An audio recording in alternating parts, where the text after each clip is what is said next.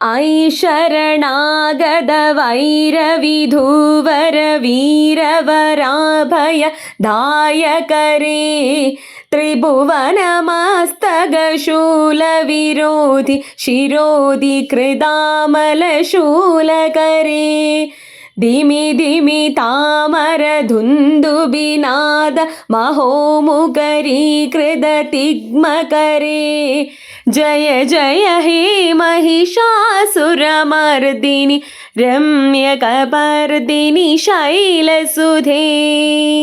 ഇപ്പോൾ ഞാൻ ഉരുവിട്ടത് മഹിഷാസുരമർദിനി സ്തോത്രത്തിന്റെ 6ാമത്തെ സ്റ്റാൻസയാണ്. ഇതിന്റെ അർത്ഥം ഇങ്ങനെയാകുന്നു: ദേവി ആദി പരാശക്തി ശത്രുക്കളായാൽ പോലും അഭയാർത്ഥികളായി ദേവിയുടെ സമീപം വരുന്ന ഏതൊരു വ്യക്തിയുടെയും ശത്രുത നീക്കി അവരെ അഭയാർത്ഥി എന്ന രീതിയിൽ സ്വീകരിക്കുകയും അവർക്ക് സാത്വിക ഗുണം പ്രദാനം ചെയ്യുകയും ചെയ്യുന്നു.